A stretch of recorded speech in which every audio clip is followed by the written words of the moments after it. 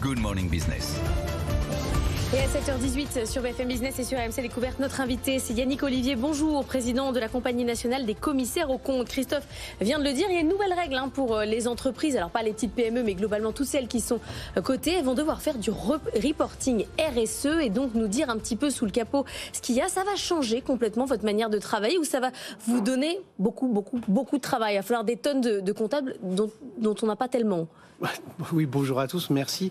Oui, effectivement, ça va changer beaucoup de choses. Alors, ça va d'abord changer beaucoup de choses pour les entreprises, puisque effectivement, il existait déjà depuis la directive NFRD de 2014, un certain nombre d'obligations de reporting sur les données extra-financières, non financières, mais elles étaient limitées quand même à un nombre d'entreprises limité, les plus significatives. Et aujourd'hui, avec cette nouvelle directive, dont nous attendons la publication dans les jours à venir, nous allons avoir une extension du périmètre de ces entreprises. On parle au niveau européen de 11 700 entreprises concernées à plus de 50 000, et en France, plus de 2 000 entreprises en plus. Alors oui, ça va être du travail pour elles. Pourquoi ? Parce que elles vont être amenées à significativement augmenter le niveau de reporting sur ces données extra-financières. Mais c'est à la fois on peut vivre ça comme une contrainte, une obligation nouvelle de donner de l'information forte dans leur rapport de gestion, mais on peut aussi voir ça comme une belle opportunité, puisque cette directive s'inscrit dans cette volonté collective de faire que les entreprises s'inscrivent et s'engagent dans un enjeu citoyen qui est extrêmement fort. Là, l'enjeu climatique, l'enjeu environnemental, social et aussi de gouvernance d'entreprise est majeur pour réussir ce challenge que nous avons tous, qui est de faire que nous soyons à la neutralité carbone en 2050 et puis que nous ayons mis en place les conditions de réussite. Est-ce que ce sera lisible ? Il y a combien de critères RSE qui ont été définis par cette directive européenne ? Est-ce que pour le grand public, en ouvrant le rapport annuel, on aura une batterie d'indicateurs qui nous permettent de savoir si l'entreprise, effectivement, ça sera un scoring, ça va se présenter comment ? Oui, alors, est-ce que ça sera lisible ? On y travaille, en fait, pour le moment, puisque la directive présente un peu les modalités de mise en œuvre de toutes ces nouvelles dispositions et parmi celles-ci définira effectivement la nécessité d'élaborer des normes, des standards de reporting. C'est en cours d'élaboration et là je vous rejoins en fait sous cette démarche. Nous on pousse extrêmement fort pour que bien évidemment, un indicateur n'a de sens que s'il est lisible, compréhensible par tous, et permet aussi la comparabilité, parce que l'enjeu, il est là.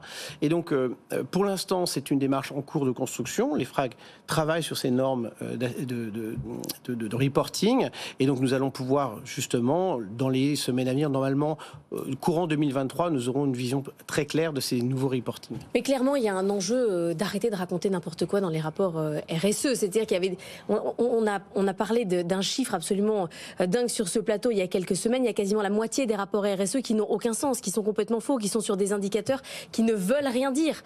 Là, il faut être plus précis, quoi. Il faut des indicateurs très fiables, des vérifications des commissaires aux comptes. Alors, bien sûr, évidemment, vous avez complètement raison. Alors, dire que toutes les entreprises ont dit n'importe quoi, je dirais pas ça, mais effectivement, on va dire plutôt qu'on va passer d'une ère de la communication à une ère là de la responsabilité. C'est-à-dire qu'on ne peut pas dire n'importe quoi et ce n'est pas un outil de communication, de marketing, mais c'est bien... Ce que c'est depuis 15 ans, quand même. Parce que ça a pu arriver, ça a pu dériver un peu en ce sens et donc, c'est vrai que cette directive, elle met fin, en gros, au greenwashing, disons les choses telles qu'elles sont.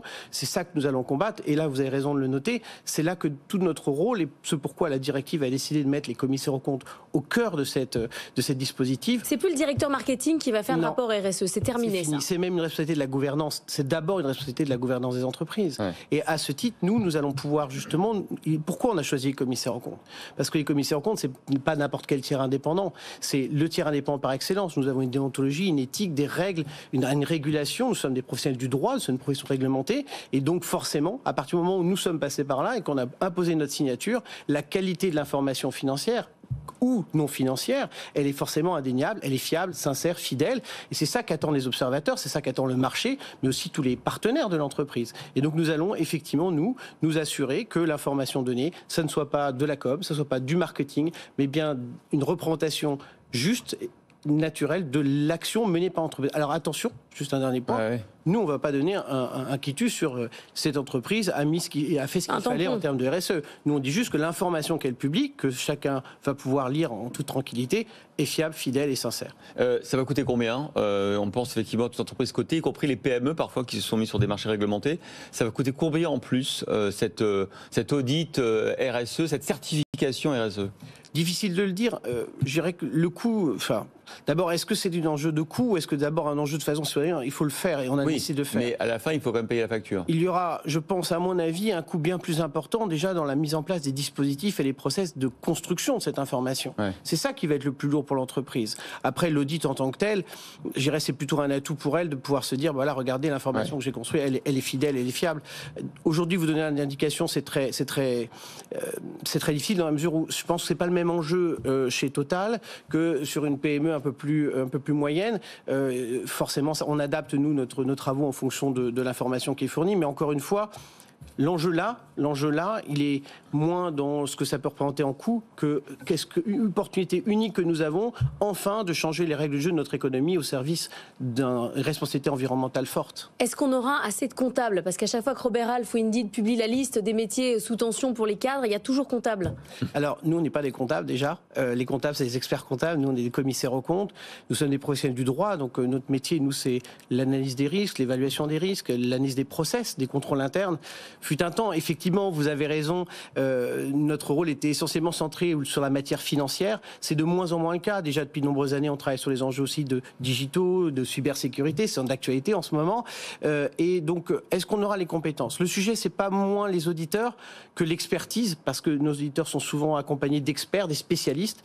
Et donc, ce que nous sommes en train de mettre en place, c'est tout un process de formation, tout un process, bien sûr, de formation des auditeurs, mais aussi des commissaires aux comptes, qui sont les signataires, et aussi tout un process de formation d'une filière de l'audit avec des spécialistes qui va permettre aussi à un jeune qui n'est pas justement un jeune qui vient du monde de la finance ou de la comptabilité, mais qui viendrait par exemple d'un master de développement durable, d'avoir toutes les clés pour être aussi un bon auditeur et intégrer nos cabinets. Et ça, ce process, on l'a lancé il y a déjà 18 mois. On va ouvrir notre première école de l'audit sur un diplôme universitaire ouvert à ces nouveaux profils pour justement irriguer nos cabinets, pour que nous ayons la compétence. Nous aurons les forces vives pour le faire. Nous sommes en train de créer les conditions pour. Merci beaucoup, Yannick Olivier, président de la Compagnie nationale des commissaires aux comptes, d'avoir été invité du Good Morning Business.